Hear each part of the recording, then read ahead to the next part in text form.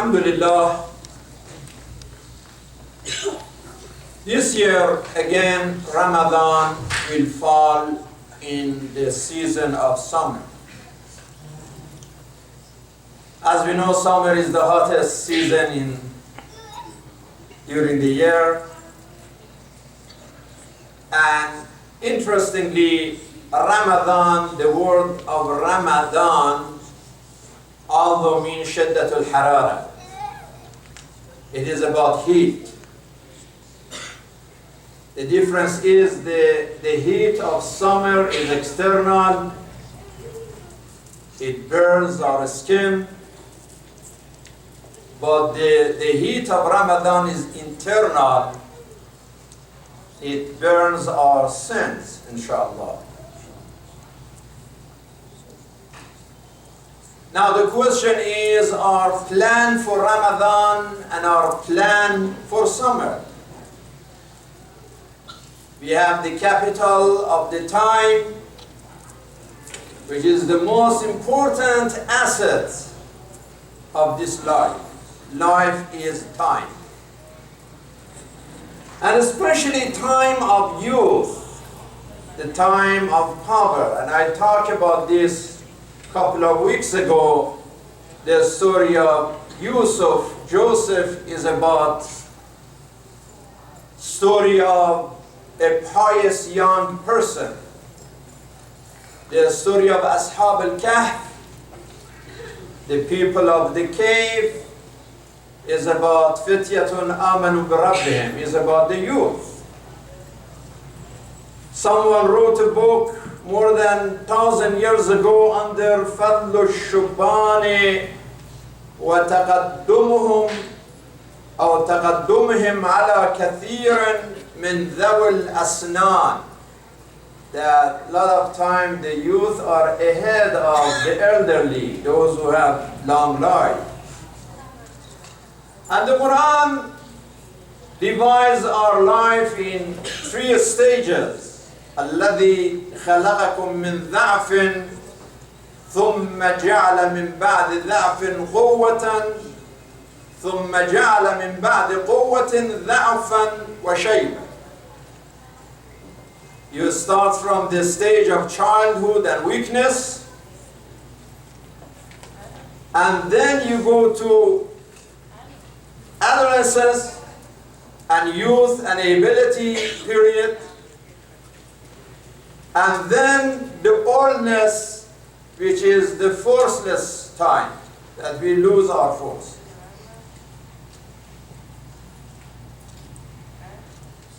And we know the hadith that شيئان لا يعرف قدرهما إلا من فقدهما الشباب والعافية. 2 things we don't appreciate. We do appreciate just the time that we lose them. One is youth and another is health. Only when we get sick we appreciate our health. Only when we get old we appreciate our youth. This is why every day, especially for our young generation, should be a day of progress.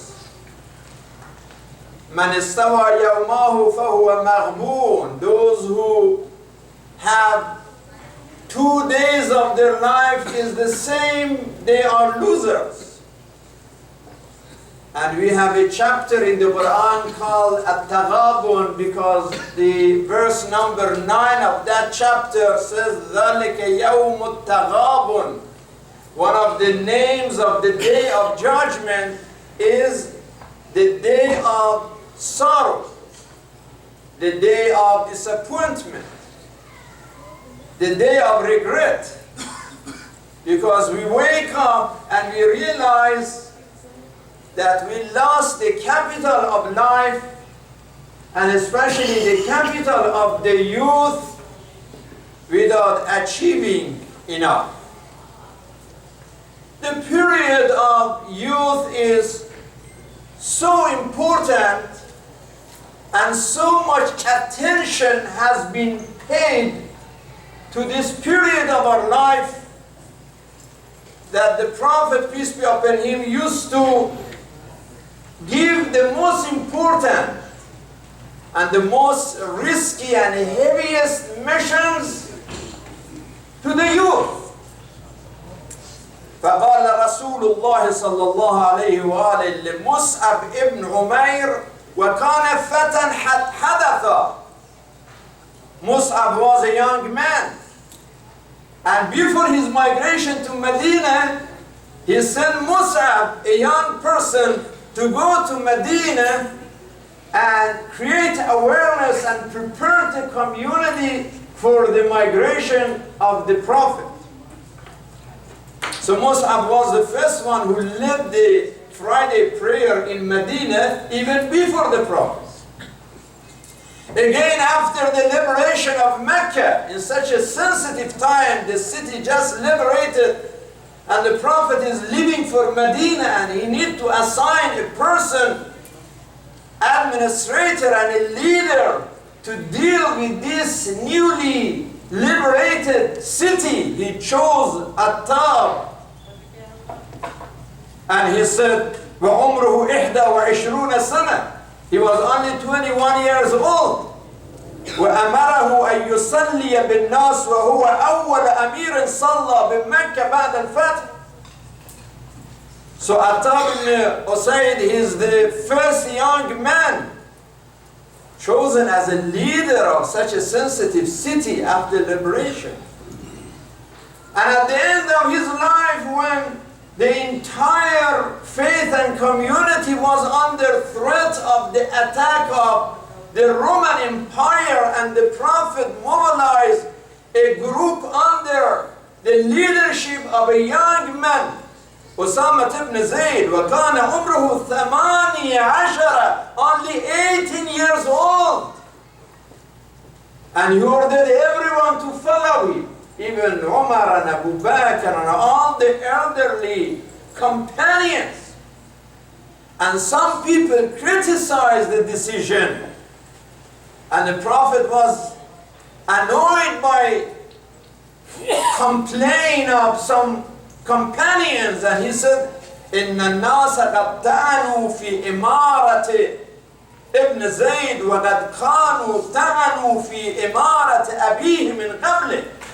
You guys who complain about this young man, you are the same ones who complained about his father, and you know that his father was a pure and faithful man. So we see this attention, brothers and sisters, in our faith paid to the shabab, to the young generation. And so much emphasis on education, on raising them right, and providing them with the arm of education, so they are strong when they face the challenges of life. This is why Imam Sadiq alayhi salam says, مَنْ قَرَأَ الْقُرْآنَ وَهُوَ شَابٌ مُؤْمِنٌ اِخْتَلَتَ الْقُرْآنُ بِاللَّحْمِهِ وَدَمِهِ. When you recite the Quran and you are young, the Quran becomes part of your blood, part of your system. فَضْلُ الشَّابِّ الْعَابِدِ الذي تعبد في صباح على الشيخ الذي تعبد بعدما كبرت سنه كفضل المرسلين على سائر الناس. When a young man is obedient to Allah and is pure and he prays, the position of this young man compared to the elderly who pray is like a position of the messengers of God, the ambassadors of God, compared to ordinary people. And Imam al-Baqir alayhi salam said, لَا أَتَيْتُ بِشَابٍ مِنْ شَبَابِ الشِّيعَةِ لَا يَتَفَقَّهُ فِي الدِّينِ لَأَوْجَاتُهُ. If I see a young man from the Shia community that is not aware of his faith and is not deeply understanding of his religion, I led this person to suffer.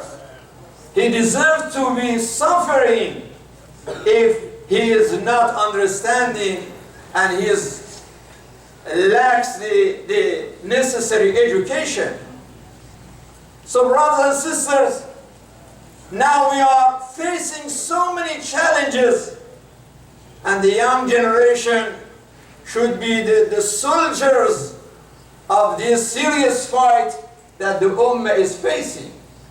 If we have Islamophobia, the young generation is the one who has to face this ignorance in society, because you, the youth, you are in university, you are with the rest of the society, you are in contact with the country, and you are the one who can fight Islamophobia. We have, of course, the challenges in the Ummah. We have the cancer of the Takfiri theology. We have war and violence that is targeting every basic foundation of life in the Muslim world. We have more than 25 million people who are now refugees. Millions of Iraqis and millions of Syrians and millions of Yemenis. They are homeless all over. And we are facing the dictatorship and oppression. Look at yesterday, this corrupt court of Bahrain that sentenced 56 innocent people, some of them life sentence, some of them, many of them canceling their citizenship, and even fined them. So we are facing all our challenges, and those youth, they don't have this opportunity that you have in Dearborn, in Michigan, in America. You are not facing those problems. So there is no excuse for our youth not to take advantage of the opportunities and get educated, to be faithful, to be responsible, to be strong. No excuse. I just read the story of this 12-year-old brother from our community. His name is Firas, and he's from a Palestinian family. He was born blind, but he was saying that our ability are not limited. I'm blind, but I can do everything that my peers can do. I can do the same thing.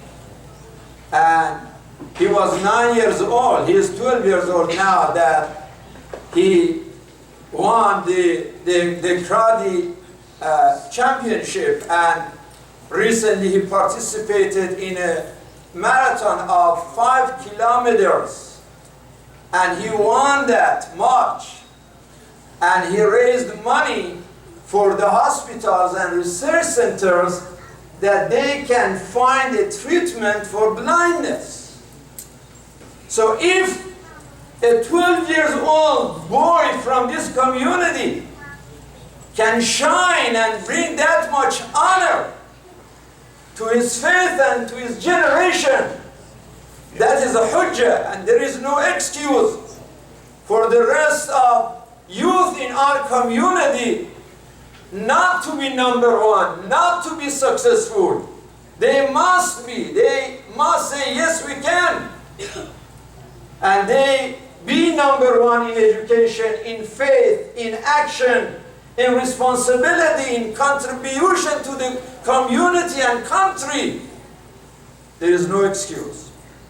But as we know, brothers and sisters, especially the parents, things are changing rapidly in this country. Time is changing, culture is changing.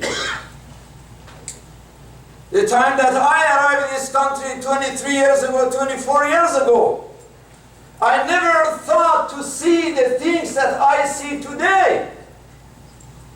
And things are changing rapidly every day. The culture of the country is changing rapidly. Just this morning I was reading the news from Washington Post.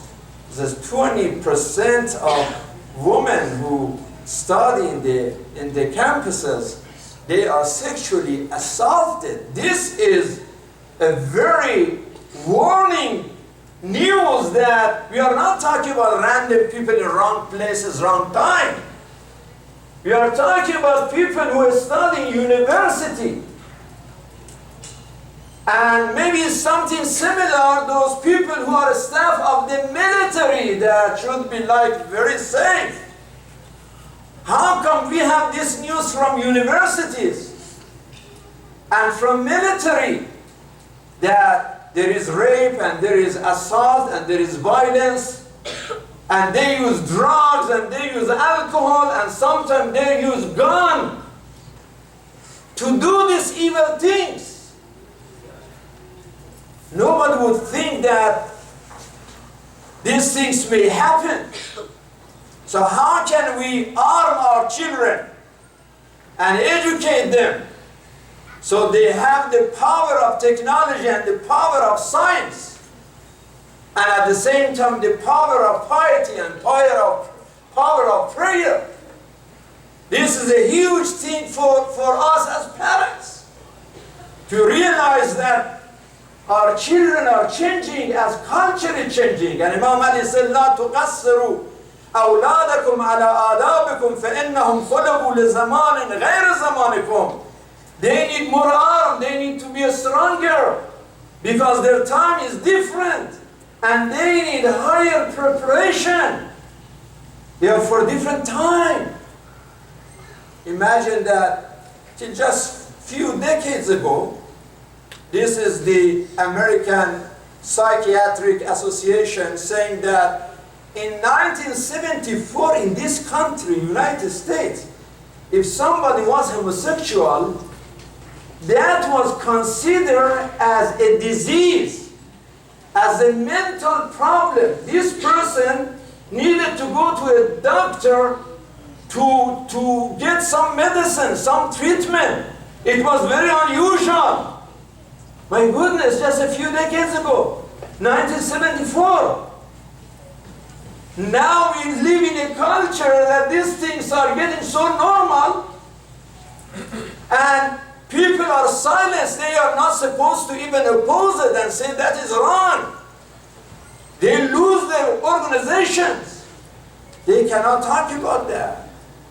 And more than that is legal in almost 37 states that same gender marriage has become legal.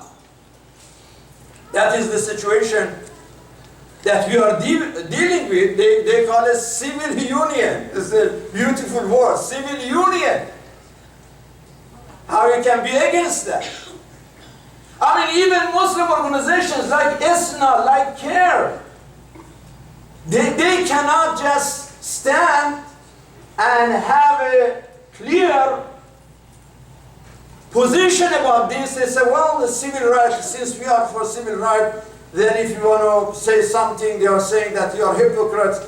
How you can be selective? This is part of civil rights. You cannot oppose it. I'm talking about Muslim organizations now. We had a meeting of the Imams Council just a few days ago. It was a summit of Imams to deal with this issue. We talked about almost 6 hours of discussion of the Imams. Of course, if they leave it for me, they say, you Sheikh Elahi, you always want to talk about ISIS and Takfiri, and you know, but we have a life in this country, and let us focus on this subject today. And that's true. We have to deal with all of this subject because we have this extremism all over. Because we have this that some people, they consider it like it's a taboo and weird if you talk against it for 6 hours. Then how should we deal with this issue? Just to say it is haram? Just to say it is sinful? Just to say, well, if you do this, you go to hell? Or we need to arm our youth with the weapon of wisdom and education in a way to save them. This is a tsunami of culture, a flood, a dangerous flood of a moral flood and a calamity of culture that's threatening day and night, and we need to bring some order. as parents, we have to be careful about that. You know, there are some people that, you know, even now, we had an imam in Washington, D.C. who was educated in Saudi Arabia, and he blessed, officially, he blessed same-gender marriage in D.C. So forgot about all this ayat Qur'ani, and it's not only Qur'an, it is in the Bible, it's the Old Testament. Based on the Old Testament, this is something that deserves the punishment of a stoning. And this Quran doesn't talk about stoning. There is nowhere in the Quran, we don't have punishing of stoning in the Quran. We have it in the Old Testament.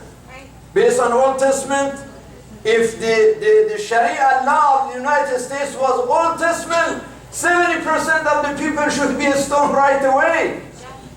Because if somebody is not virgin at the time of marriage, should be stoned. If you are not nice to your parents, you should be stoned. If somebody is working on Saturday, should be stoned. If there was adultery, there is a stoning. There are so many cases in the Bible. But that is not enough to stop this cultural calamity. And now you have some of this Wahhabi Sheikh. They forgot about all of these challenges that the Muslims have, and they just talk about bid'ah. This is bid'ah, that is bid'ah, everything is bid'ah, everything is kufr, everything is shirk. My goodness, recently I heard one of these Salafi Sheikh is saying that it is even a bid'ah if you recite the Quran on somebody who passed away, that is a bid'ah. My goodness, if I go on the cemetery and recite the Quran just to understand the Quran, at the same time I'm blessing the soul of this mayyit. They said, yeah, the Prophet, he went to the cemetery, he just made a general dua. He didn't recite the Quran at that time over there, so we cannot. And you cannot celebrate the birthday of the Prophet. That is haram, that is bid'ah, that is shirk. And why this shirk? Say, Abu Bakr loved the Prophet Muhammad. He didn't do a celebration of birthday party for the Prophet. He didn't do it. So why should I do it then? If I do it, that's haram. They forgot the challenges of the Ummah, and they are distracted with the serious stuff. And now this is our responsibility, brothers and sisters, especially as the parents. When you see time is changing, when you see culture is changing, when you see the flood and tsunami is coming back and forth, what is the responsibility of us as parents? I mean, if your children are 25, 30 years old, it's too late to start anyway. But if we are, still don't give up, still continue to provide guidance, do your best.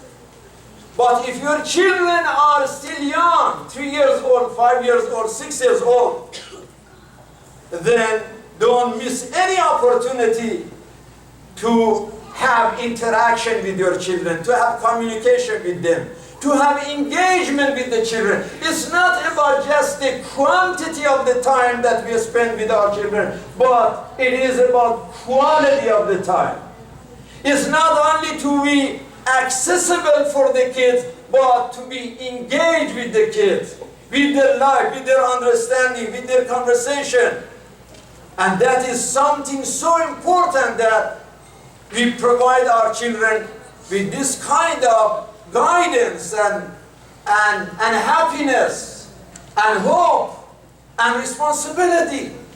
I'm not saying going to have like that helicopter parenting, you know, that is expression they are saying. Helicopter parenting means that don't give any space to your children and just too much pushing and too much pressure all the time.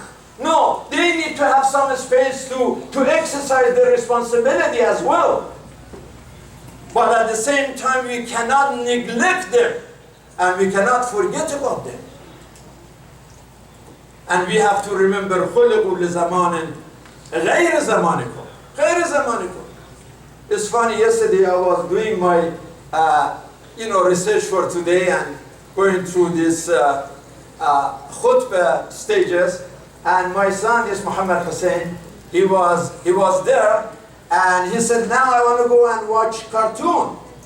And I said, Baba, you were saying that now I want to go and give lecture in California. He was saying, he said, I'm going to go and give a lecture in California, and after that I want to go to Washington, D.C., and after that I want to go to New York, and after that I want to go to the, European countries. And I said that if you want to do that, how come you want to be an imam and giving all this lecture, and now you want to actually go and watch cartoon?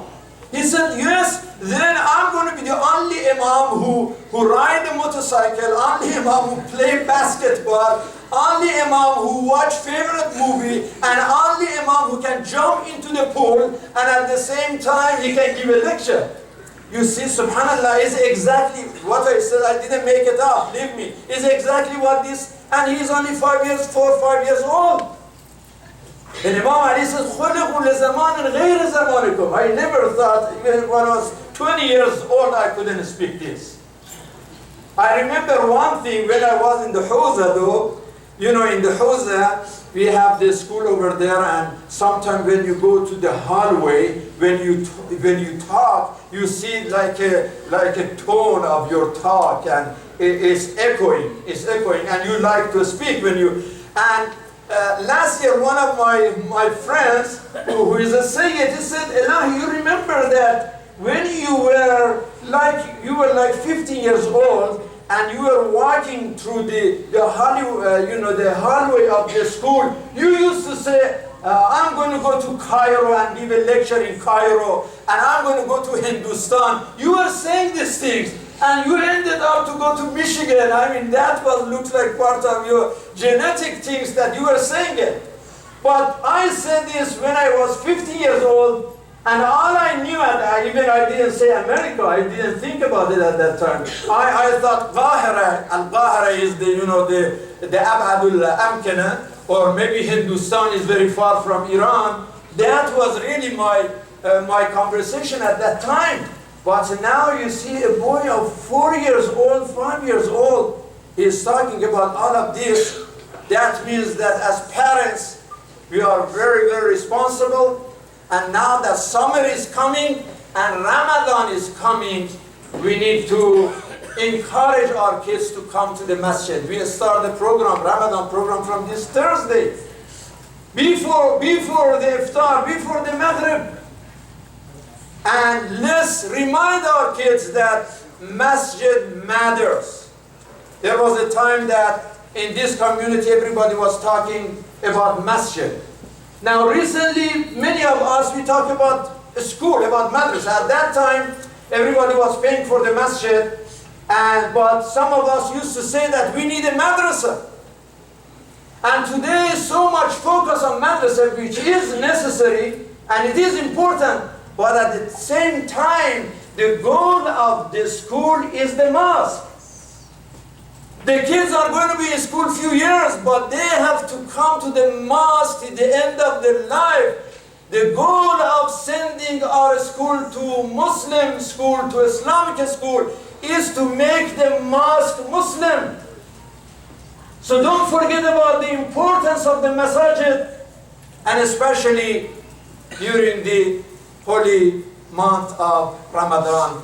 Allahumma ighfir lana wa li abaina wa li ummahatina والأصحاب الحقوق علينا اللهم اهد شبابنا اللهم اهد شبابنا اللهم ارحم شبابنا واغفر ذنوبهم واستر عيوبهم وطهر قلوبهم وأيديهم اللهم انصر الإسلام والمسلمين اللهم انصر المظلومين والمستضعفين في العراق وسوريا ويمن ولبنان وفلسطين وفي كل الأمكنة التي يعيش فيها المظلومون المستضعفون اللهم اخذل المحتلين والإرهابيين وأسيادهم الصهيونيين والسعوديين وكل الظالمين والمستكبرين بعزتك وقدرتك يا رب العالمين. بسم الله الرحمن الرحيم والعصر إن الإنسان لفي خسر إلا الذين آمنوا وعملوا الصالحات وتواصوا بالحق وتواصوا بالصبر وإلى الصلاة إن الصلاة تنهى عن الفحشاء والمنكر والسلام عليكم ورحمة الله. صلوا على محمد وآل محمد. اللهم صل على محمد وآل